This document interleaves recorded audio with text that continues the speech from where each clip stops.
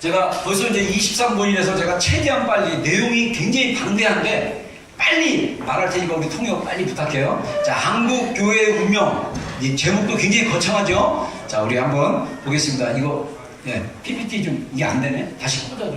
꽂았어요? 선 꽂아야지. 자, 다음 멘트 쳐주시고 가요. 그 앞에 내가 키보드 앞에 놨는데. 멘트 한번 쳐주시고, 말씀 먼저 쳐주고. 자, 우리, 제가 이번에 PPT 어제 작업하다 보니까 그 디자인이 이렇게 나와서 하는데 글씨 보여요? 잘 안 보이죠? 보이면 우리 한 목소리로 한번 읽어보겠습니다. 에베소 1장 20절로 23절 시작. 그의 능력이 그리스도 안에서 역사하사 죽은 자들 가운데서 다시 살리시고 하늘에서 자기의 오른편에 앉히사 모든 통치와 권세와 능력과 주권과 이 세상뿐만 아니라 오는 세상에 일컫는 모든 이름에 뛰어나게 하시고 또 만물을 그의 발 아래 복종하게 하시고 그를 만물 위의 교회의 머리로 삼으셨느니라. 교회는 그의 몸이니 만물 안에서 만물을 충만하게 하시니에 충만함이라. 아멘. 제가 이후에 그 PPT는 마지막 결론에 이사에서 말씀 하나 있고 대부분의 내용들은 이 말씀에 실제적으로 우리 한국에 어떻게 적용되는지 교회와의 상관관계를 설명해주는 내용인데 간단하게 말씀을 해석하면 에베소 1장에 나오는 그 사도 바울의 고백인데 하나님의 능력이 그리스도 안에서 역사하셔서 이게 바로 십자가죠. 죽은 자들 가운데 예수님을 다시 부활시키셨다는 거예요. 그리고 하늘에서 하나님 오른편에 앉히시고 요한계시록 보면 예수님이 어린 양으로서 하나님 우편에 앉아 계신 것이 묘사되어 있습니다. 그래서 2000년 전에 사도 요한이 천국에 올라가서 보니까 실제로 사도 바울이 고백했던 것처럼 예수 그리스도께서 부활하신 예수 그리스도께서 하나님의 보좌 우편에 계신 걸 보죠. 그래서 이 예수님이 우리의 죄를 위해서 십자가에 돌아가시고 부활하시고 하나님 우편에 앉아 계시는 것은요, 우리가 인정하든 인정하지 않든 우주적인 영적인 법칙이 확 바뀌어버린 거예요. 새로운 법이 생긴 거예요. 그게 뭐냐? 모든 통치와 권세와 능력과 주권과 이 세상에 뿐만 아니라 오는 세상에 일컫는 모든 이름 위에 뛰어나게 하시고 만물을 그의 발 아래 복종, 예수님의 발 아래 만물이 복종하도록 하시는 하나님의 구원의 역사가 있다는 것입니다. 그래서 여러분들 우리가 믿는 이 종교는 불교나 이슬람이나 다른 종교와 비교하는 종교가 아니라 절대적인 진리고 다른 종교들 안에 없는 하나님의 분명한 진리가 있는, 그것은 뭐냐? 하나님이 세상을 창조하셨고 우리 인생을 창조하시고 우리의 인생의 생사화복을 주관하시는 분이다. 할렐루야. 우리 인생의 모든 것이 하나님 손 안에 있다. 그 인생 안에 있는 그 인생들을 하나님이 단순히 우리만 잘 먹고 잘 사는 인생이 아니라 하나님의 섭리 가운데, 특히 여기 우리 성도들 가운데 영국에서 태어나서 뉴질랜드로 부모님과 함께 이민 온 존 빼놓고, 그리고 우리 테디 형제, 테디 형제 빼놓고 나머지는 다 한국에서 태어났거나 여기서 태어났어요. 근데 중요한 건 한국 사람이라는 거예요. 근데 하나님이 우리 부모님을 만나게 해준 거, 우리가 한국 사람으로 태어나게 하고 영국 사람으로 태어나게 하고 키위로 태어나게 하고 필리핀 사람으로 태어나게 하고, 이 모든 인생에 뭐가 있느냐? 하나님의 섭리가 있다는 거예요. 하나님의 경륜이 있다는 거예요. 근데 이 복음 안에 뭐가 있냐면, 우리가 영적 전쟁에 대해서 여러분들에게 설명하고 있는 중이지만 영적인 세계에서는요, 통치가 있어요. 이 통치가 영어 성경에 보면요, 이 룰이라는 것입니다. 통치가 어떤 영적인 법, 이 세상의 법도 정부가 있고 국회의원이 있고 가버먼트가 있지만 그들이 움직이는 게 뭐냐면 이 뉴질랜드의 헌법에 의해서 움직이는 거예요. 마찬가지로 하늘의 영적인 이 존재들은 하나님이 세우신 영적인 원리에 의해서 움직이게 되는 거예요. 그래서 그 안에 뭐가 있냐? 통치가 있고 권세가 있고 능력이 있고 주권이 있고. 자, 그래서 여기서 보면요, 오소리티가 있고 파워가 있고 도미니언인데, 이 도미니언은 뭐냐면 그 땅을 다스리는 영적인 권력이라고 얘기할 수 있어요. 그래서 여러분들 우리가 알다시피 우리가 저희 한국의 옆에 있는 일본은 잡신을 섬기는데, 잡신이 굉장한데 일본 천황을 신으로 생각하고 있습니다. 근데 우리나라 역사 관점에서 볼 때는 바렌가 그 나라에서 우리나라 사람이 가가지고 그때 일본 사람들이 원주민에서 그들을 정복해가지고 태양신으로 해가지고 이렇게 했다고, 그런 썰이 우리나라 역사인데 그들은 그렇게 믿는지는 내가 역사를 안 뒤져봐서 모르겠어요. 아무튼 근데 중요한 거는 일본도 자기가 하나님의 자녀들이라고 생각하는데 그 전제가 뭐냐, 그 전제로 하지만 거기에 일본에는 한 30개의 신이 있다고 합니다. 다 신이에요. 가면 결혼도 신이고 빗자루도 신이고 다 신이에요. 근데 그런 사상을 갖게 되고 그런 문화를 갖게 된 이유가 뭐냐? 그 일본이라는 땅 위에 영적인 그 세계가 있는데, 제가 나중에 이제 그 영적 전쟁에서 하늘의 척소를 얘기하면 둘째 하늘입니다. 둘째 하늘은 영적인 존재들이 있는 하늘이에요. 그래서 일본의 그 영적인 지역적인 존재 위에 그 천왕신이라는 가짜 사단의 얼굴을 가면을 쓴 그 영역이 있다라는 거예요. 그래서 이 우리가 도미니언이라는 의미는 그런 의미로 볼 수 있다는 거죠. 그래서 하나님께서 이 교회를, 예수님께서 만물을 다스릴 수 있는 권세를 가진 분인데, 이 만물을 복종케 하는 그 분의 머리가 어디에 머리냐? 교회가 머리라는 거예요. 이 얘기는 뭐냐면 교회가 영적인 권세를 가지고 있다는 거죠. 그래서 마태복음 17장에 뭐라고 합니까? 천국 열쇠를 내가 너에게 주겠다. 이거는 뭐냐면 교회에게 주겠다는 거예요.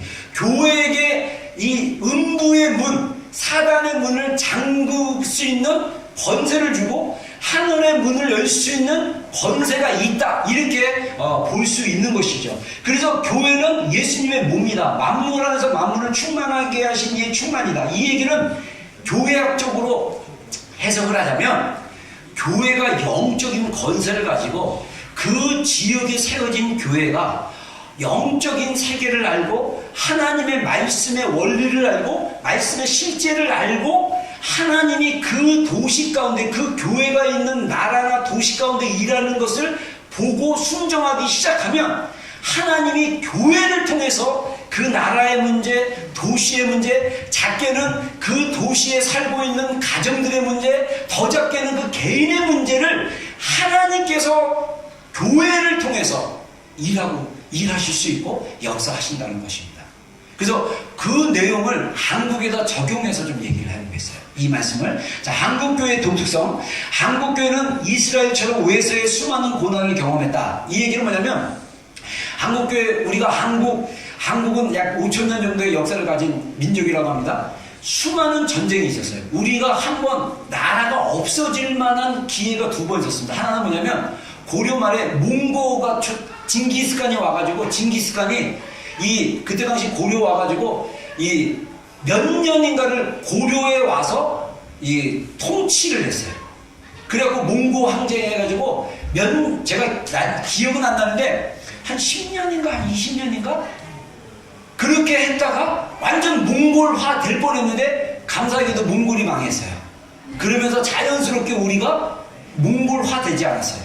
그리고 또 하나, 우리의 위기가 뭐냐면, 일본이 임진왜란 때 한번 침입을 했었죠. 그래갖고 완전히 우리를 먹으려고 그랬는데 그게 또 안 됐죠. 의병들에 의해서. 그러다가 1910년에 우리가 일본에게 나라를 완전히 빼앗기게 되죠.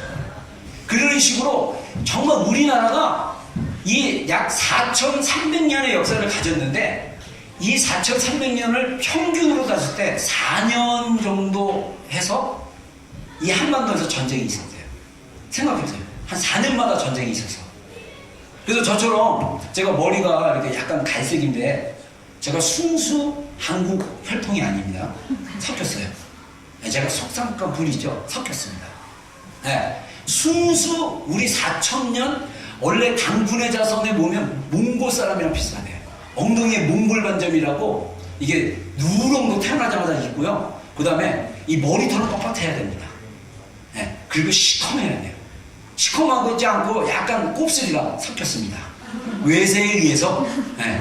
네. 우리 조상님이 강간당하시고, 적나라하게 얘기하면 진짜예요. 그래서 요즘 우리 딸내미 얘기 들어보니까 피로 해가지고 100불인가 미아로 100불인가 주면 우리 유전자를 분석할 수 있대요. 그러면 나는, 그래서 우리 딸내미 얘기 들어보니까 유튜브에서 나는 100% 한국인이라고 미국 교포가 그랬는데, 실제로 100불 주고 이 피 검사를 했더니 일본 몇십 프로, 중국 몇 프로 이렇게 해가지고 자기가 100% 순수한 게 아니래요. 왜 이 말을 하냐면, 우리 민족이 그렇게 외세의 침입을 많이 받았어요. 그래서 섞였어요. 그런데도 한 언어, 한 풍습, 한 나라로 이렇게 살았어요. 이게 놀라운 거죠. 자, 그래서 실제로 우리 사상가 중에 함석헌 선생님이라는 분인데, 이분이 쓴 책이 원래 성서로 본 한국 역사인데 지금은 뜻으로 본 한국 역사로 이름이 바뀌었는데, 이분이 쓴 책이 영어로 번역되면서 이분이 뭐라냐면, 우리나라를 한마디로 표현하면 퀸 오브 서퍼, 뭐냐면 고난의 여왕. 너무 고난을 많이 당했어. 근데 이스라엘이랑 비슷해요. 이스라엘도 엄청, 우리가 구약 성경 역사서 보면 엄청 고난당한 걸 볼 수 있죠. 자, 그 다음에 두 번째로, 이스라엘처럼 우리나라는 출애굽을 경험합니다.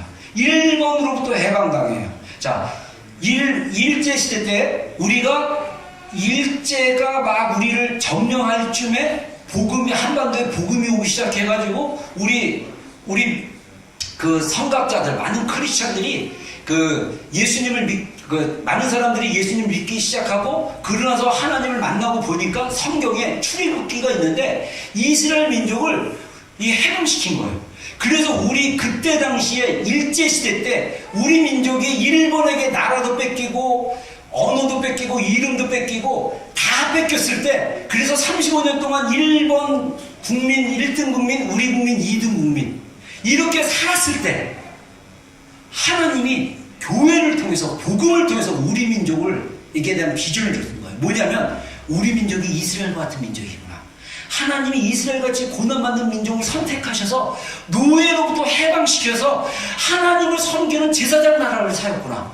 그래서 우리의 조상의 믿음의 조상들은요, 어떤 믿음을 갖기 시작했냐면, 하나님 우리 민족을 일본으로부터 해방시켜 주시면 우리가 열방을 섬기는 제사장 나라가 되겠습니다. 제2의 영적인 이스라엘이 되겠습니다. 이 비전을 받은 거예요. 제가 청년 때 저는 이거 갖고 기도했던 사람이에요. 이거는 하나님이 전 세계 민족, 다른 모든 민족마다 그 독특성이 있고 하나님의 섭리가 있고 하나님의 은혜가 있어요. 근데 한국 민족은 정말 하나님이 쓰시려고 준비된 민족이다. 저는 그렇게 생각합니다. 그래서 대한민국에 사는 한국 사람들도 중요하지만 전 세계에 흩어진 디아스포라 한인교회도 굉장히 중요해요. 여러분, 이 전 세계에 흩어진 나라 민족 중에 인도 사람들 많고 중국 사람들 많잖아요. 이 뉴질랜드에서 어딜 가도 중국 사람. 인도가, 제가 고등학교 공부할 때만 해도 인도 인구가 제가 기억하기로는 5억인가 6억인가 그랬는데, 그때 중국이 제일 많았거든요. 지금 보니까 인도랑 중국이 인구가 한 15억 정도 돼요, 둘 다. 그래서 전 세계 70억 인구 중에 4명 중에 1명은 중국 사람 아니면 인도 사람이야. 근데 중국 사람, 인도 사람도 전 세계에 많이 퍼졌거든요. 제가 우연히 사우나에서 사모아 목사님과 대화를 하게 됐는데, 그분 얘기가, 저도 사모아 역사를 그때 알았어요.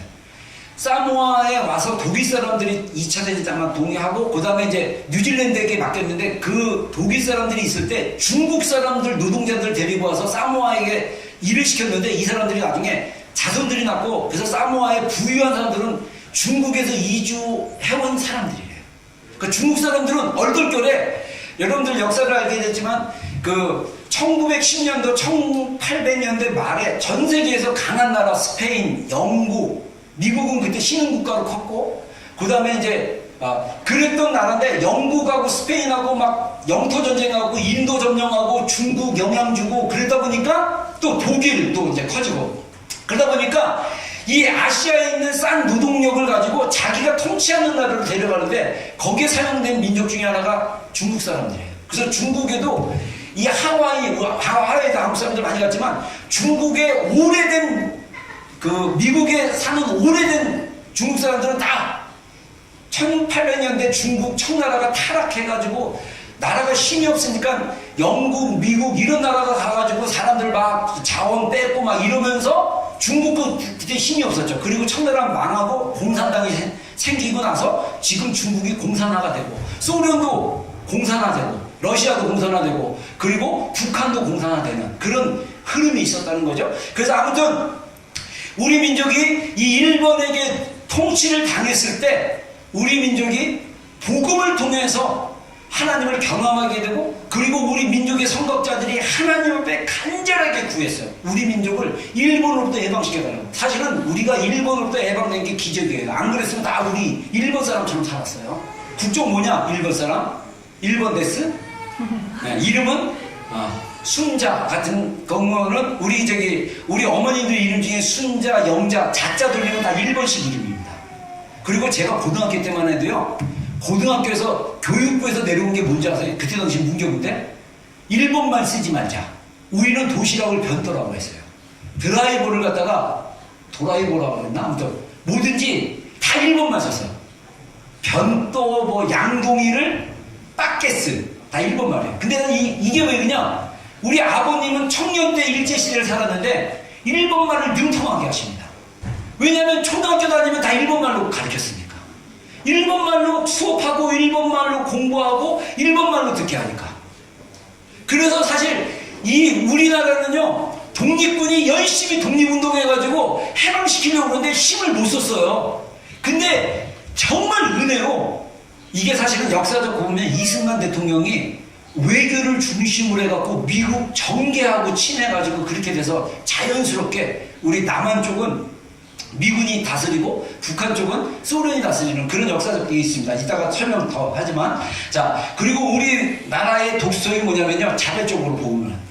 이 말은 뭐냐면요, 우리가 보통 선교사 파송할 때 어느 지역에 복음이 안 들어갔다 그러면 선교사가 가면 그 나라 가면 제일 먼저 뭘 해야 됩니까? 그 나라 언어를 배워야 되잖아요. 그 나라 언어를 배우고 문화를 배운 다음에 말을 하기 시작하면 어떻게 합니까? 복음을 전하기 시작해야 돼요. 그리고 선교사들이 가서 뭘 하냐면 그 나라 언어에 맞는 성경을 만들어야 돼요. 근데 우리 아펜젤러와 언더우드가 1886년에 인천항에 도착했을 때 우리나라 한국의 선교 역사의 시작점을 그렇게 보는데, 언더우드와 아펜젤러가 인천항에 오기 전에 반드시 일본을 거쳐서 오게 되어 있거든요. 근데 일본에 갔을 때 이미 이수정 씨라는 크리스찬이 한국말로 누가복음을 번역해놨어요. 그래서 선교사가 정식 입국하는 날 뭘 가지고 왔냐? 한국말로 된 누가복음을 가지고 입국을 했어요. 대단하죠. 그리고 선교사들이 와서 복음을 전하려고 했더니 이미 교회 공동체가 있는 거예요. 언더우드 말에 의하면 그 기록에 남아있어요. 미국에 온 언더우드는 누구냐면 연세대학교를 세우시고 연세 세브란스 세우는 분입니다. 선교사님들이 많이 와서 이 병원이나 학교를 많이 지었죠. 이화여대, 우리나라 이화여대, 숭실대 이런 거를 다 선교사들이 지었는데, 이분들이 오셔가지고 언더우드가 와가지고 한국말 배우는데, 한국말 배우기 전에 이미 그 영어 잘하는 통역자들이 있어. 통역자들이랑 가보니까 공동체가 어떤 세례 준비된 공동체가 있는 거예요. 세례를 받고 싶은데 사역자가 없어서 세례를 못 받은 거예요. 그래서 언더우드가 나는 복음을 뿌리러 왔는데, 복음을 전하러 왔는데 와보니까 복음의 열매를 걷게 됐다, 이렇게 얘기했어요. 이게 당시에 한국 서울 한양의 일이라면 그 전에 1886년 전에 이미 저쪽 신일조, 지금의 북한 땅 저 중국 국경으로 있는 의주나 뭐 이런 데 있잖아요. 거기는 중국하고 이렇게 상인들이 가가지고 중국이랑 교류를 하게 됐어요. 근데 백홍준이라는, 이응차가 백홍준이라는 의지 사람들이 있는데, 이분은 여기 한국에 있는 산삼, 인삼 같은 걸 가지고 중국에 팔아갖고 중국의 물건을 가지고는 중간 무역업자인데, 중국에 갔다가 병에 걸려가지고 죽을 뻔했어요. 근데 맥켄토시라는 영국에서 온 장로교 선교사님을 만났는데, 이분은 중국말을 했는지 아니면 중국 통역을 했는지 그때 중국어 성경이 있어가지고 이분이 의사를 해서 이 백홍준과 이응찬이라는 이 두 분을 치료해주고 그 다음에 복음을 전했는데, 이분들이 예수님 믿었어요. 그리고 돌아와서 의주에서 주변 사람들에게 복음을 전해서 이미 교회 공동체가 생기기 시작했습니다. 아펜젤러와 언더우드가 오기 전에. 그러니까 한국이 굉장히 독특한 나라예요. 선교사들이 와서 본격적으로 사역하기 전에 이미 자생적인 공동체들이 있습니다. 우리 침례교 같은 경우는 패닉 선교사라고 미국 장로교 출신인데 나중에 미국에 있는 침례교에 파송돼가지고 왔는데, 이분이 1886년 전에 황해도 소래라는 지역에서 한국어를 배웠대요. 그리고 이분이 나중에 파송받아서 언더우드 선교사보다 늦게 들어옵니다. 정식으로 파송받아서. 근데 언더우드 선교사 들어오기 전에 이미 한국어 어학연수로 온 거예요. 그 이유는 뭐냐? 캐나다 분인데 전 세계를 돌아다니면서 선교사들이 뭐라고 하냐면, 중국이라는 나라는 워낙 커서 알게 됐는데, 서구에서 중국 옆에 조그만 나라가 있더라. 조선이라는 나라인데 엄청 미개하고 복음을 들어보지 않던 나라다. 그 얘기를 하자 페닉 선교사 청년이 불이 붙은 거예요. 야, 내가 조선이라는 나라를 한번 가보자. 그래서 오신 거예요. 여러분, 우리가 복음의 빛을 진 자들입니다. 여러분, 저는 그 개인적으로 제가 어제 이 설교 준비하면서 제가 신학대학원 때 1994년도 12월에 이제 논문 심사를 끝냈는데 그때 썼던 제 옛날 논문을 봤어요. 제가 그때 신학대학원 논문 제목이 한국교회의 역사적 정체성 비판이라는 책인데, 사실은 제가 청년 때 통일에 대한 마음을 주셔가지고 남북 통일을 위한 한국교회의 역할이라는 주제로 논문을 쓰려고 했는데 지도 교수님이 이거 박사 논문 과제다 주려라 그래서 제가 우리가 남북이 통일되려면 한국교회가 어떤 역할을 해야 되냐 그래서 제가 한국교회의 역사에 대해서 한번 비판을 좀 해보자. 제가 그때 좌파였거든요. 그래서 제가 어제 논문 한번 쭉 한번 훑어보니까 역시 좌파의 시각으로 네, 제가 썼어요. 근데 제가 쓰면서 너무 놀라운 걸 발견했어요. 쉽게 얘기해서 개혁파라고 서구 문물에 개방해가지고 크리스찬에 대해서 열심히 했던 분들이 변절합니다. 대표적인 변절자가 춘원 이광수라고 이 소설가인데 이분은 굉장히 글을 잘 쓰는 분이에요. 그래서 1919년 나라 뺏긴 지 9년 만에 전국적으로 3.1운동이라고 3.1절 운동이 일어났을 때 우리가 기미 독립선언문 해가지고 그때 대한제국인데 대한제국을 그 독립한다라고 선포를 해버린 거예요. 선언을 해버렸어요. 이미 일제에게 나라를 뺏겼는데 그 글을 쓴 분이 춘원 이광수예요.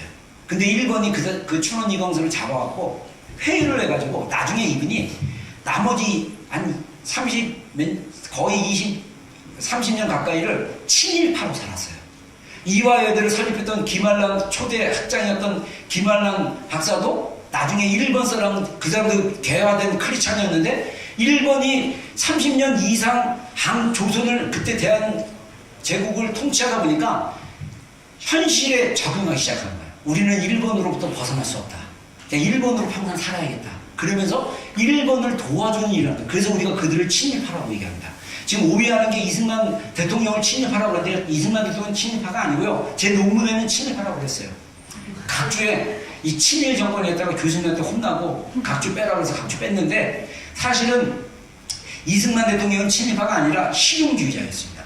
이미 해방되고 나니까 정부 관료로 쓸만한 리더들이 외국으로 망명한 독립운동가 외에 조선에 살았던 사람들은 다 친일파였어요. 그러니까 그런 사람들 나라가 돌아가야 되잖아. 하다못해 경찰서장 세워야 되는데 고등계 형사 경찰 했던 사람 세울 수밖에 없어요. 군수 세워야 되는데 무식한 사람도 세울 수 있어요. 저희 침례교가요, 저희 우리 교수님들 일대 교수님들이 좀 무식하다고 그랬습니다. 다른 신학교에 대해서 되게 무식하다고 그랬는데 왜 그러냐면 저희 침례교는 교단 자체가 없어져 버렸어요. 이유는 뭐냐? 일본이 1930년대 교회들에게 신사참배를 강요하기 시작합니다. 예배할 때 다 같이 묵도하심으로 예배를 시작하겠습니다. 이 말은 원래 일제시대 때 유산인데 묵도는 천황에게 절을 하고 천황에게 묵상하고 예배를 시작한 거였어요. 그래서 저도 묵도를 별로 중요하게 생각하지 않아요. 묵구도 하고 예배 시작했습니다. 이 얘기는 뭐냐면 천황에게 먼저 의례를 하고 예배를 시작합니다. 천황은 신이었거든요. 근데 그때 당시 목사님들이 그거를 타협하기 시작합니다. 천황은 신이 아니라 정치적인 국민 의례다 이렇게 얘기해버린 거예요. 아니에요. 천황은 지금도 신이라고 생각합니다. 그래서 우리가 배도한 거예요. 배도의 결과로 6.25 전쟁이 터진 거예요. 근데 우리같이 침례교 같은 경우 동아기독교였는데 거부했어요. 교단 강제로 다 문 닫았습니다. 재산 다 몰수했습니다. 그리고 학교 가면 국민의례를 하긴 했어요. 그럼 뭡니까? 항상 천황에게 절을 해요. 이렇게 전 교생이. 그래서 학교를 안 보냈습니다. 그래서 무식했습니다.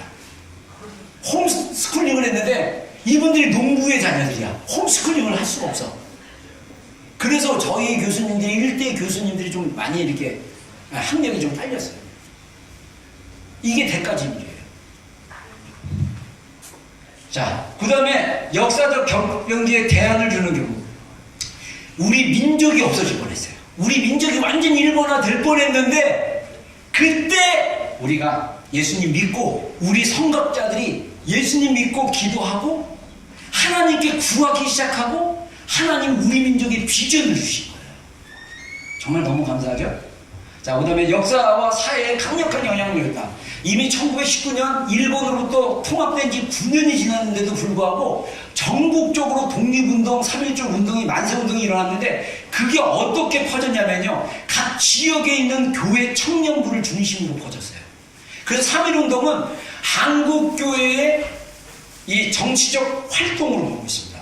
그리고 1907년에 아까 우리 사진 잠깐 봤지만 그리고 사진 제가 보여주겠는데 평양 대붕이 일어나는데 일제에게 통합되기 전에 3년 전에 평양 대붕이라는데 이 평양에 모였던 성도들이 전국 각지에서 모였던 성도들인데 그들이 모여서 예배를 할 때 선교사가 먼저 회개를 하고 인종차별로 한국 사람은 더럽고 하디 선교사라고 캐나다에서 파송된 선교사인데 자기가 저 북쪽 지역 신의주 그쪽 지역에서 의료 선교사를 하는데 몇 년 동안 의료 선교를 하면서 조선 사람들에게 복음을 전하는데 한 명도 복음을 믿지 않았어요.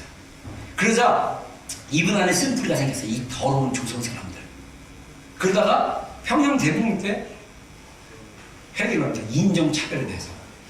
그리고 그때 이제 길선주 장로님이라고 이제 평신화점 나중에 목사님 되시는데 이분이 또 회개하고 그러면서 그때 성령이 평양 장대교회에 임하셨어요.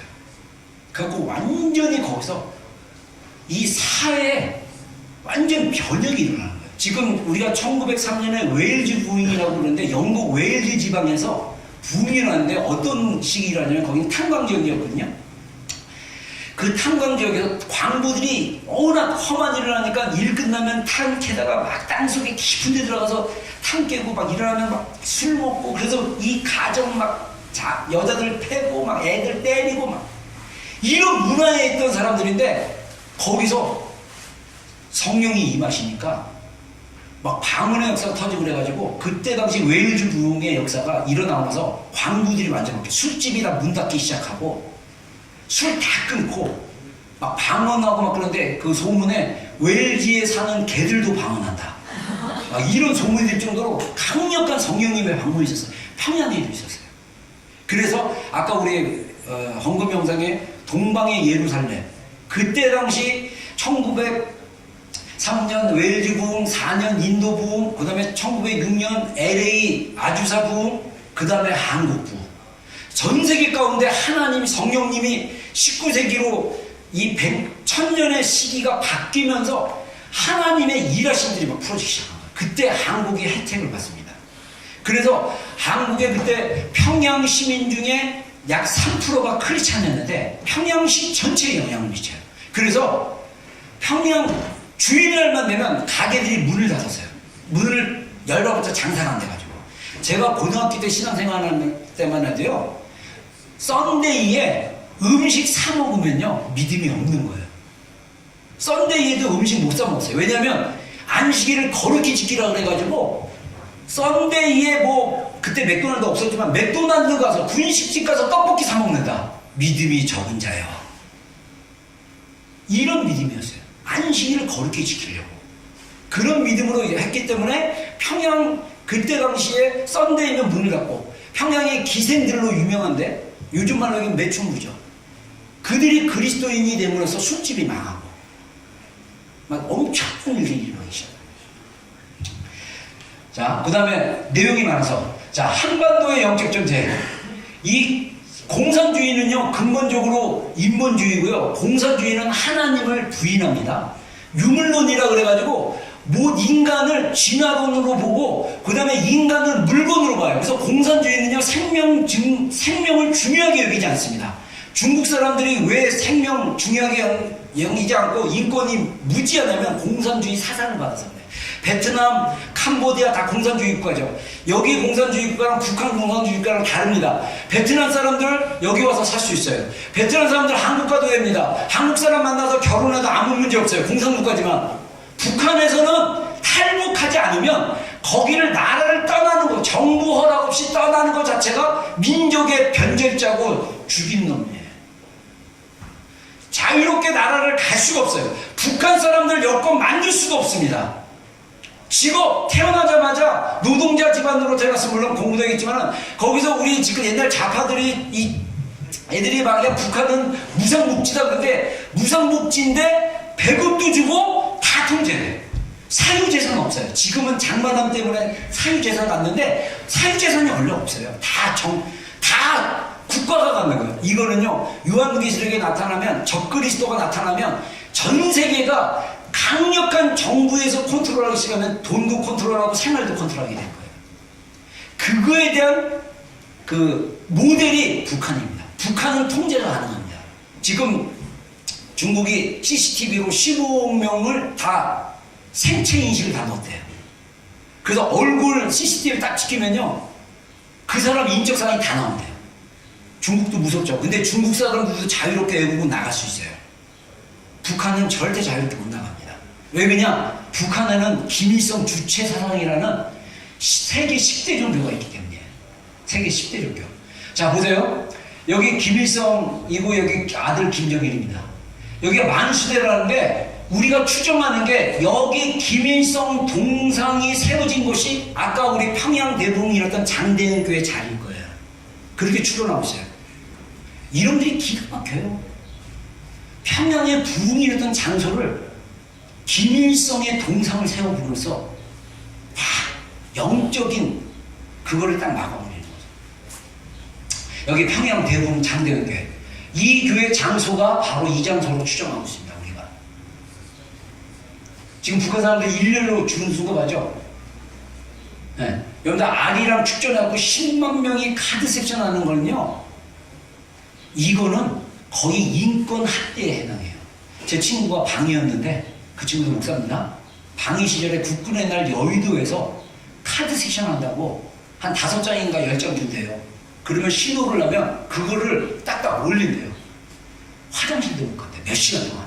그 10월달에 가을 햇살 받으면서. 그래서 약한 애들은 기절한대요. 이거 들다가 너무 더워가지고. 거기는 몇천 명도 그렇게 힘든데 10만 명이 막 로켓 쏴더라고요.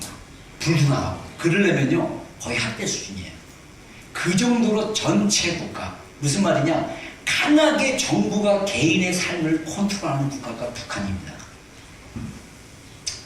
자, 8월 우리가 1945년, 자, 이게 뭐냐면요, 1945년 우리가 해방됐습니다. 이때 해방될 때는 이 한반도 다 똑같이 해방됐어요. 근데 이 소련 공산당이 여기 들어와서 북한 여기 저를 점령하고 미국이 들어왔어요. 미국이 들어와서 미국과 소련 군인들이 각각 북남으로 나눠가지고 통치를 해서 원래는 통일을 시켜야 되는데 소련이 자기 북한에 공산주의 영향을 미치고 싶어서 그렇게 안 했죠. 그래서 3년 만에 이 북한은 9월 9일 날 조선인민민주주의공화국을 하는데, 제가 보세요. 네, 재밌는 게 이번에 사진 찾으면서 깜짝 놀랐어요.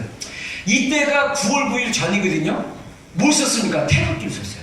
북한도. 이전에 나라가, 북한이라는 나라가 생기기 전에. 그리고 김일성을 우상하다고 한다. 이때 김일성의 나이가 35살이니까 그래요. 근데 우리 민족의 영도자 김일성 장군, 얘가 장군이 아니라 그때 당시 독립운동했던 독립군 안에 사회주의자 있고 공산주의자 있고 자유민주주의자 있었어요. 그래서 독립운동한다고 다 같은 게 아니에요. 그때 1900년대 유럽을 휩쓸었던 프랑스 혁명 휩쓸고 뭐 볼세비키 혁명, 소련 휩쓸고, 왜 한국의 초대 대통령이 이승만 대통령이 됐는데, 우리 1948년 5월 30일 날 8월 15일 날 대한민국이 건국되기 전에 나라를 세우려면 법이 세워져야 돼요. 그래서 재헌국회라고 국회에서 나라 법을 세웁니다. 그때 의장으로 우리 임시국회, 그때 재헌국회 국회의장이었던 이승만 박사가 사회를 보고, 여기 미국 군인이 군복 입고 있죠. 이때 미국 사람들이 아직 그 정치적인 권한을 가지고 있었어요. 그래서 정부를 세우면 자기가 가진 권력을 넘겨주려고 하는 여기입니다. 여기 국회의원들이 있고 어린이들 합당가 있는데, 이때 대표기도를 그 감리교 목사님이 국회의원이었어요. 이분이 대표기도로 우리나라 대한민국 첫 국회 첫 속기록이 뭐냐면 대한민국을 위한 기도였어요. 그래서 제가 그 기도문을 찾아보니까 기도문이 나와 있어요. 제가 간단하게 한번 읽어보겠습니다. 우리나라 국회가 나라를 세우려고 국회를 세우고 헌법을 만들기 위해서 국회를 개헌을 했는데, 대표 기도를 이승만 그때 박사죠. 국회의장이 이은영 국회의원인가 감리교 목사님한테 이은영 의원 대표로 기도해 주세요. 그랬더니 이분이 기도문을 준비해가지고 기도하는 거예요. 이 우주와 만물을 창조하시고 인간의 역사를 섭리하신 하나님, 이 민족을 돌아보시고 이 땅에 복을 내리셔서 환희 넘치는 오늘이 있게 해주심을 진심으로 감사합니다. 이러면서 쭉 우리 민족의 그 소원을 쭉 얘기를 해요. 제가 이걸 쭉 나왔는데 나중에 여러분들 재원 국회 기도문 하면 구글에서 찾을 수 있어요. 꼭 한번 읽어보세요. 그래서 역사의 첫걸음을 뛰는 막 이러면서 고민하면서 이 모든 말씀 우리 주 예수 그리스도의 이름으로 기도합니다. 아멘 해가지고 민족적 기쁨을 다 하나님께 영광합니다. 그래서 우리 후배 목사 중에 이승만 대통령을 재조명한 이호 목사라고 유튜브에 굉장히 유명한 목사가 있는데, 이호 목사가 이승만 박사를 제 기독교적인 관점에서 자기가 연구해가지고 책도 쓰고 강연하고 다니면서, 저도 좌파였을 때는요 이승만 대통령을 되게 싫어했어요. 친일파인 줄 알고 봤더니 이 북한 놈들이 사기친 거였어. 북한 놈들이 주체사상파이들이 대한민국의 역사적 적재성을 부인하기 위해서 교회에 역사적으로 거짓말을 해가지고 친일파라고 거짓말을 한 거예요. 아닙니다. 그래서 이승만 대통령이 초대 대통령이 되고 대한민국이 1945년 8월 15일 날 대한민국을 세웠죠. 이때 제가 논문에 자료를 보니까 이승만 대통령을 위시로 내각들의 3분의 1인가 2가 3분의 1 정도가 크리스찬이었습니다. 다 크리스찬이었어요.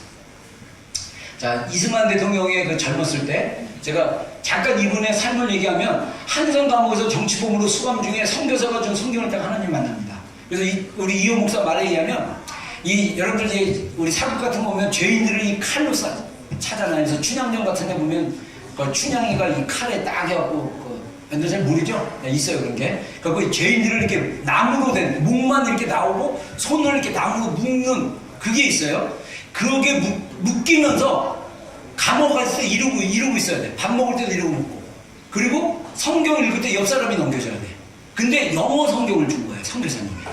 성경을 읽다가 이승만 대통령이 그때 당시 청년 시절에 정치범이었는데 뭐냐면 이승만 대통령이 원래 조선 왕조의 후손이었습니다. 그러니까 전주이신가 그쪽의 왕조 가족이었어요.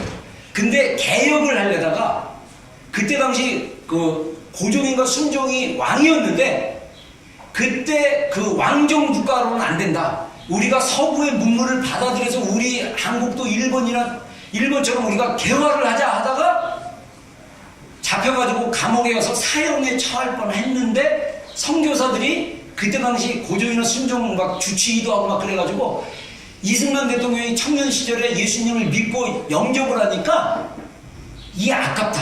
이 조선의 미래를 가진 청년이 정치범으로 사형당하기가 아까우니까 미국으로 왕에게 편지를 써갖고, 황제에게 편지를 써가지고 탄원서를 올려가지고 황제 특사로 사면당하고 조건이 조선 땅에 있지 마라. 그래서 미국으로 보냈어요. 미국에 가셔가지고 선교사동으로 100% 장학금 해가지고 기독교 어느 대학인지 제가 까먹었는데 기독교 교육학을 전공합니다. 그리고 기독교 교육학을 전공하시고 우리 새로 일본으로부터 해방되는 나라는 기독교의 성경적 가치에 세워지는 것을 꿈꾸기 시작해요. 그래서 사실은 이 우리나라 대한민국의 헌법이나 핵심 가치는 성경의 핵심적인 가치가 같이 묻혀있는 거예요. 이런 게 굉장히 독특한 거죠. 자, 그 다음에 이분은 독립운동할 때 강대국가의 외교를 굉장히 중요하게 강조했어요. 그래서 이분이 미국 정치계에 영향을 미쳤던 것 중에 하나가 유명한 이승만 대통령이 미국에 살면서 책을 하나 썼대요. 근데 그 책이 미국의 어떤 예측을 했는데 일본이 나중에 힘이 커지면 일본이 더 강해지면 진주만을 공격할 거라고 책을 썼는데 다들 웃었대요. 왜냐하면 그때 당시 미국하고 일본은 동맹국가였습니다.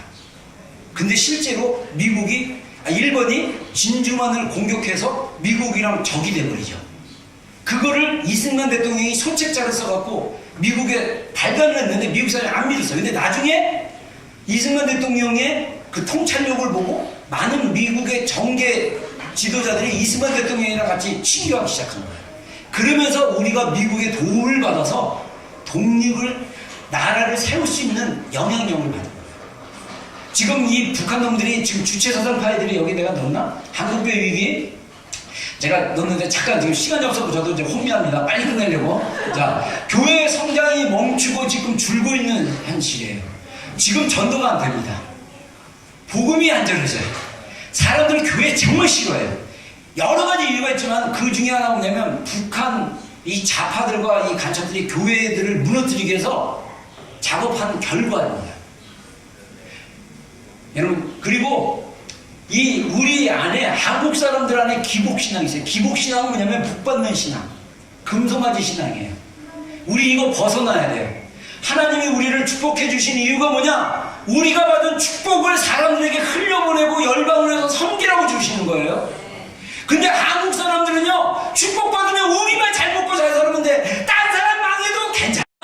나라 망해도 상관없어. 우리만 살면 돼. 이거 기복신앙이에요. 하나님은 그런 복을 주시는 분이 아니에요. 우리가 복을 받으면 내가 받은 복을 이웃과 어려운 사람들에게 도와줘야 됩니다. 이게 성경적인 블레싱입니다. 아멘입니까? 네. 예수님 믿으려면 제대로 믿어야 돼요. 그 다음에 한국교회 좌파의 영향, 주체사상파 민주주의. 제가 약간 주체사상파의 영향을 받았는데, 주체사상파는 뭐냐면요, 우리 임종석 비서실장이 주석파의 대부라고 할 수 있어요. 이 친구가 8학번인가 86학번인데 고려대가 뭐 어느 대학교 총학생이 다니는데, 제가 대학 다닐 때 대학가들이 완전 주체사상파에 물들었습니다. 그래서 우리 근대 한국의 역사를 북한의 관점으로 가르치기 시작했어요. 저도 그 영향을 받았어요. 그래서 얘네들 안에 뭐가 있냐면 북한은 낙원이다. 북한은 완전히 반일, 친일 다 없애버리고 완전히 주체된 나라로 세워졌다. 이렇게 가르치는 거예요. 저도요, 주체, 민족, 얼마나 뜨거워요. 민족. 그 다음에 자주, 외세 침입, 외세 도움 없이 자주로 쓴다. 한국은, 대한민국은 주한미군이 주둔해 있기 때문에 한국은 아직도 제국주의의 영향과 진정한 자주가 이루어지지 않았다. 이러면서 주한미군 철수하라. 이거를 줄기차게 합니다. 주한미군 철수하면요, 전쟁이 일어납니다. 바로. 왜냐? 중국의, 말이 이렇게 헛나오냐. 이 북한의 주체사상 영향받은 애들은요, 김정일, 옹이 결사대 그래가지고요, 김일성, 김정일, 지금 김정은까지 내려갔는데, 북한 노동당의 10대 강령이 있어요. 자, 10대 강령. 성경에는 10개의 뭐가 있죠? 10개입니다. 김일성이 크리스찬 출신이에요. 그러니까 거듭난 크리스찬인지 모르지만, 김일성 엄마 이름이 김반석입니다. 김일성 작은아버지 김형직 대학이라고 북한에 있는데 목사 출신입니다. 김일성이 주일학교 출신이에요. 거기서 배운 게 뭐냐면 성경을 원리를 가져서 자기가 하나님 된 거예요. 그래서 김일성이 하나님 된 거예요. 그래서 10대 강령 뭔지 아세요? 그 10대 강령 중에 하나 뭐냐면 대한민국을 격화시키는 거예요. 얘네들은 성경적으로 얘기하면 우리가 아까 찬양할 때 You is a kingdom here 막 그러잖아요. 얘네들은요, 김일성의 나라가 대한민국에 될 때까지 결사로 목숨 건 애들이 대한민국에 몇천 명 돼요. 옛날 통합진보당이 이적단체로 돼가지고 해산됐잖아요. 그때 이석기, 이 새끼가 아니고 이석기. 이석기가 국회의원임에도 불구하고 자기 분야가 하는데 국방에 있는 자료들을 자꾸 가져가갖고 자꾸 이 짓을 하는가. 그래서 왜 그냐 그랬더니 나중에 걸린 게 뭐냐면 정조직으로 해가지고 이 아연 지국이라고 얼마 전에 화재가 나가지고 우리나라 통신 내란나라고 막 구분 시설도 막 통신이 안 되고 그랬다는데 얘네들이 뭐라고 했냐면 아연 지국과 같은 몇 개 전화국을 공격하면 통신 대란이 일어나고 우리가 민중으로 봉기를 하면 북한에서 남한에 있는 우리 동포들이 김일성의 나라를 만들어 달라고 내란을 혼란을 일으키면 북한에서 해방시켜주기 위해서 쳐들어내는 거예요. 6.25 전쟁 전에 여순 만란 사건부터 해갖고 제주 항쟁이라는데 제주 반란해가지고 제주도와 여수 그쪽 지역이 완전 공산당들이 장악했어요. 원래 박정희 대통령도 원래 남로당 당원이었어요. 남로당은 뭐냐면 그때 대한민국 안에 북한 노동당과 연결된 대한민국의 공산당이었어요.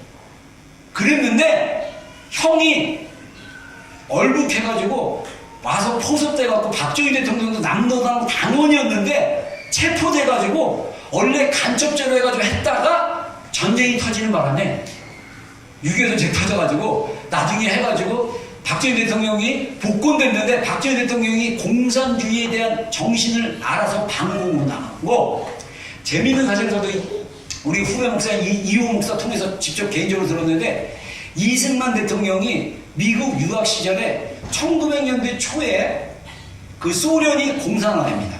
소련도 황제 제도였거든요. 왕정국가였는데 농민들 반란이 일으켜가지고 소련이 완전히 소련의 공산당이 7%가 됐는데 나머지 94%를 완전히 공산화시킬 때 이승만 대통령이 소련을 방문을 해요. 러시아를. 그러면서 이 공산주의가 얼마나 무서운가를 본인이 알게 돼요. 그리고 성경을 믿으니까 공산주의는 철저하게 반성경적이고 철저하게 하나님을 대적하여 높아진 사단의 이데올로기예요.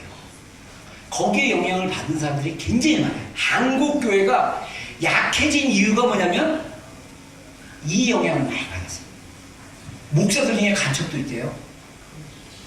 그리고 아름다운 공동체 거기서 뉴스앤조이가 나왔고 최근 제가 기사 읽어보니까 뉴스앤조이라는 기독교 그 크리스찬 매체가 북한에 대해서는요 샤트를 나왔어요.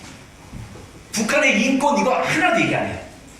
대한민국의 교회들 목사님들 막 건수 잡아갖고 교회 개혁한다 그러고 막 얘네들이요 미래를 보고 한 10년 공동체 생활하면서 교회마다 파송했대요. 그 공동체들을.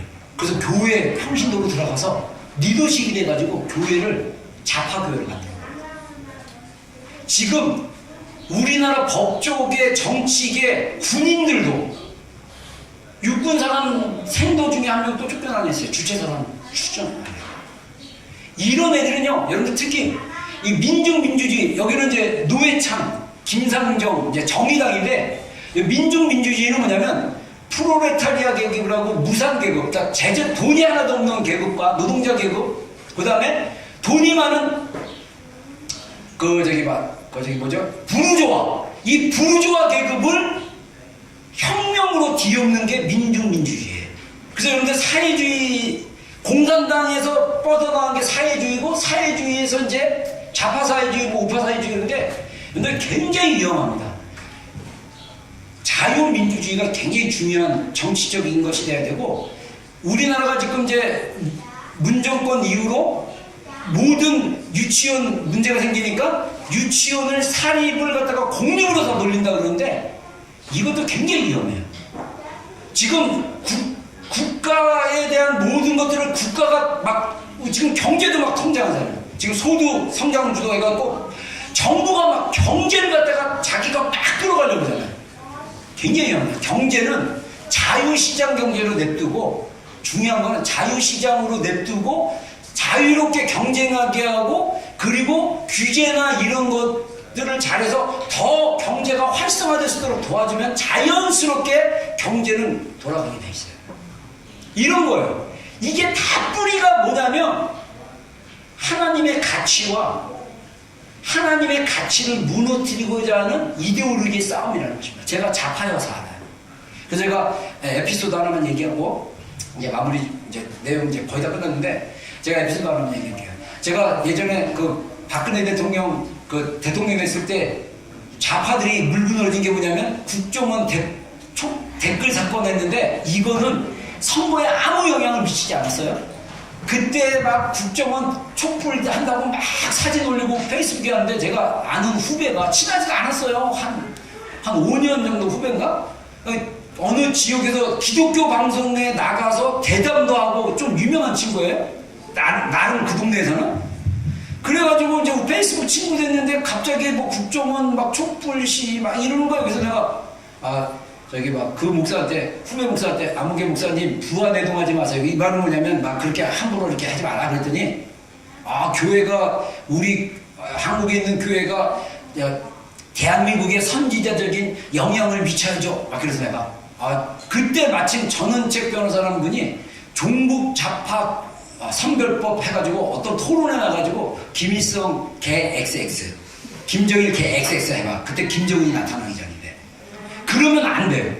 그래서 내가 그게 생각나가지고 너 그러면 김일성 개 XX 김정일 개 XX 해봐. 그랬더니 못해. 진짜 못해. 그거 하면 하나님을 모욕하는 거랑 똑같아요. 그게 주체사상이에요. 무서워요. 여러분들 김일성 개색 개색 큰일 났죠. 개색 개 XX 이거 선교 중에 그러면 안 되지. 할 수 있으면 괜찮아요. 진짜 주사파애들 못해요. 여러분들 누가 하나님 욕해봐 그러면 여러분들 할 수 있어요? 못해요. 얘네들은요 종교예요. 종교 세뇌된 거예요. 그래갖고 내가 너 개 XX 하면 내가 너가 지금 대한민국의 현실에 대해서 그렇게 선지자적인 비판하는 거 내가 동의해줄게. 그랬더니 뭐라고 하는지 알아? 댓글에 선배님 개 XX. 그리고 내가 이호 목사 영상 그때 막 나와서 이호 목사 동기였거든요. 그래서 내가 이호 목사 이렇게 영상도 봐라 딱 그랬더니 이호 개 XX. 무서운 놈이에요. 지금 지방 기독교 방송에 칼럼도 쓰고 나가서 방송도 해요. 그리고 내가 너무 화가 확 치밀어오라고 제가 좀 담즙질이거든요. 화가 나면 통제가 안 돼. 너무 나니까 내가 그래도 저기 한국에 있는 친구랑 싸울 수는 없고 내가 그래서 너 그렇게 버릇이 없냐.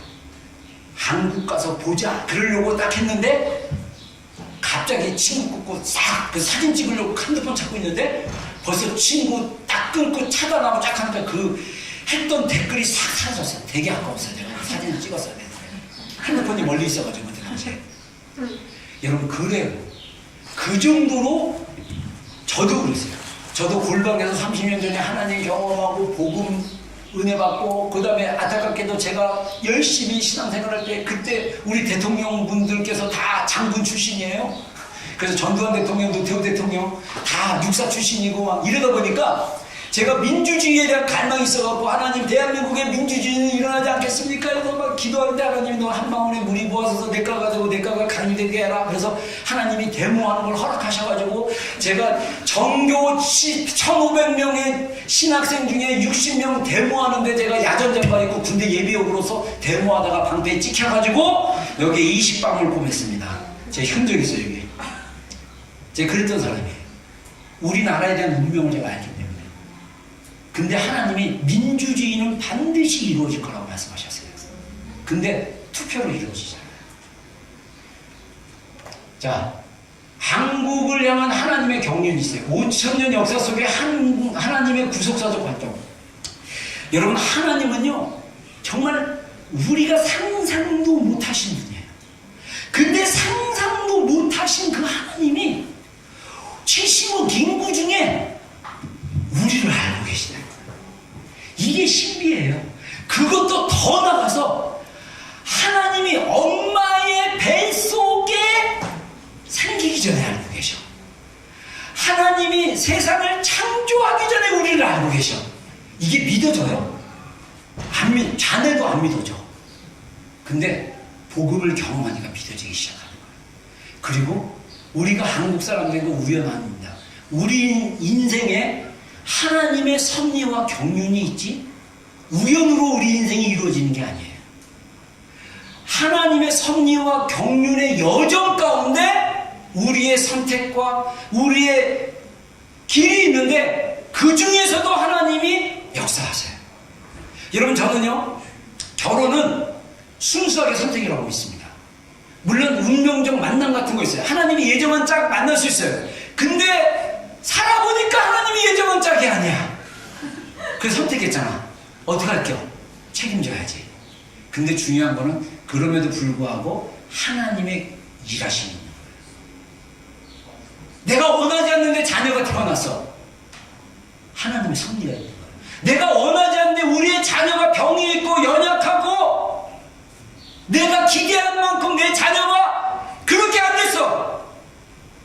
하나님의 섭리가 있는 거예요. 하나님의 주권이 있는 거예요. 그걸 믿고 하나님께 순종하면 삶이 바뀝니다. 환경이 바뀌어요. 하나님은 우리를 도우시는 분입니다. 하나님은 우리 삶 가운데 역사하시는 하나님입니다. 그래서 우리 민족은요, 선택받은 민족이에요. 그러면 영국도 선택받았겠죠. 다른 나라도 선택받았겠죠. 근데 중요한 건 아까 얘기했지만 우리 민족이 일제시대 때 복음을 듣기 시작하고 하나님을 만나기 시작하면서 출애굽의 역사를 통해서 출애굽기를 통해서 우리 민족이 하나님이 우리 민족을 선택하셨다. 하나님이 일본의 이 제국으로부터 우리를 해방시켜주는 하나님, 우리 민족이 영적인 이스라엘이 돼서 열방을 섬기는 나라가 되겠습니다. 선교하는 민족이 되겠습니다. 하나님의 복음을 전 세계 가운데 전하는 민족이 되겠습니다. 그렇게 기도해서요, 1988년에 1986년인가 선교 100주년 했을 때 이 짧은 선교의 역사에서 선교사를 정말 많이 파송한 나라가 대한민국이에요. 전 세계가 주목했어요.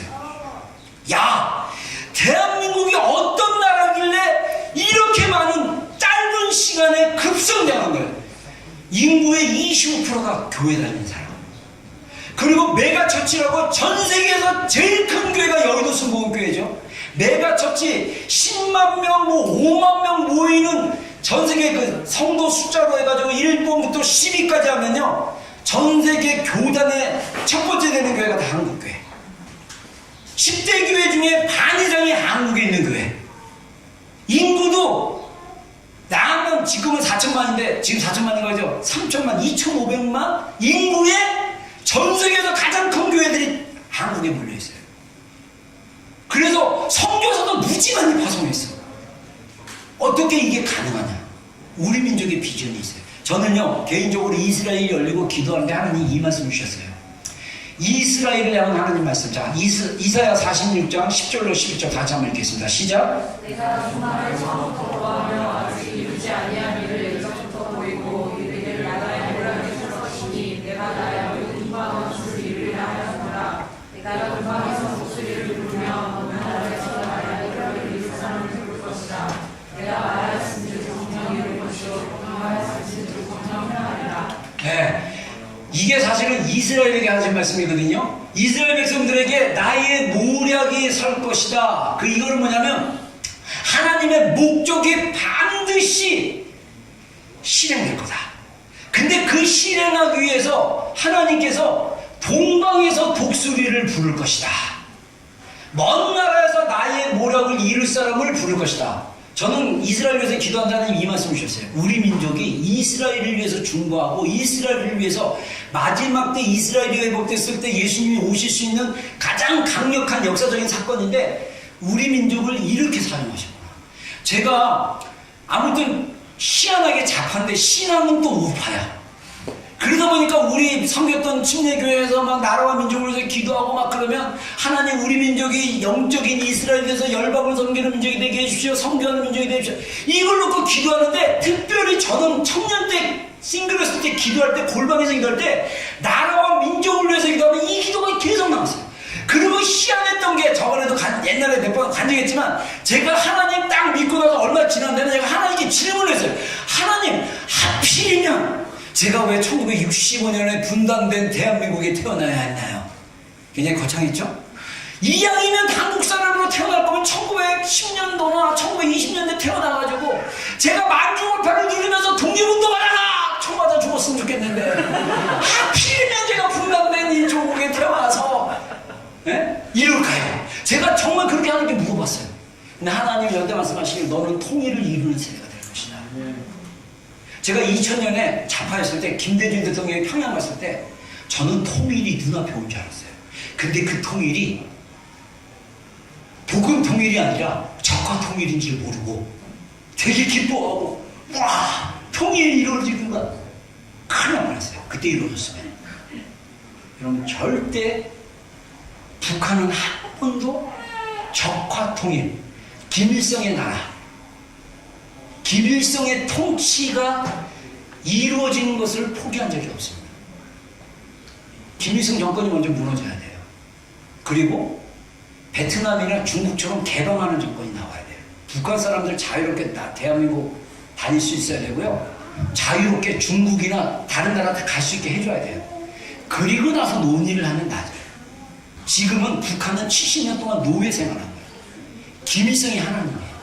김정일이 하나님, 지금 손자인 김정은이 하나님이에요. 이런 나라의 사람을 믿으라는 얘기예요. 여러분들 이거 심각합니다. 근데 저는요 예전에 하나님이 반드시 통일을 이루어질 거라는 마음을 들었는데 지금은 저도 이제 두려워요. 하나님이 우리 한국교회가 깨어나지 않고 기도하지 않고 디아스포라 교회가 정말 하나님께 구하지 않으면 하나님의 여정이 바뀔 수도 있겠구나. 하나님의 비전이 유업이 옮겨질 수도 있겠구나. 요한계시록에 보면 어떤 교회에 가서 내가 너의 촛대를 회개하지 않으면 너의 촛대를 옮기겠다라고 말씀하시거든요. 이 얘기는 뭐냐면 하나님의 임재와 능력과 약속이 옮겨진다는 얘기예요. 저는 지금 사실 되게 두렵습니다. 여러분 서울 지금 북한의 새로운 전략이 뭐냐면 서울까지 치고 내려와서 서울을 점령한 다음에 휴전 선포하고 서울까지 점령하는 것을 북한이 전략으로 쓸 수도 있어요. 지금 굉장히 사실 위험한 시대에 있어요. 우리가 기도를 해야 돼요. 여러분들 우리 크리스찬들은요 우리가 살고 있는 도시 나라를 위해서 기도해야 되고 우리의 조국인 대한민국을 위해서 기도해야 되고 이스라엘을 위해서 기도해야 돼요. 여러분 우리의 이 기도를 통해서 하나님이 일하십니다. 아멘입니까? 네. 여러분 정말 역사와 의식을 가지세요. 교회는 역사적인 실체입니다. 교회는 그 시대의 흐름과 함께하고 있어요. 교회는 하나님이 일하시는 통로이기 때문입니다. 그래서 우리가 기도하는 게 중요해요. 여러분들이 믿음이 없어가지고 나도 북한 알지도 못하는데 기도하고 지금 우리 우철 형제나 요한 형제 별로 알지도 못하고 관심도 없는데 기도하기 시작하다 보니까 하나님 마음을 주시고 하나님이 그걸 놓고 헌신하게 하고 기도하게 하잖아요. 여러분 우리가 하나님 앞에 섰을 때 여러분들 나중에 대박 혼날 수 있으세요? 네? 정말이에요. 하나님이 주신 마음을 가지셔야 돼요. 하나님의 마음을 받으셔야 돼요.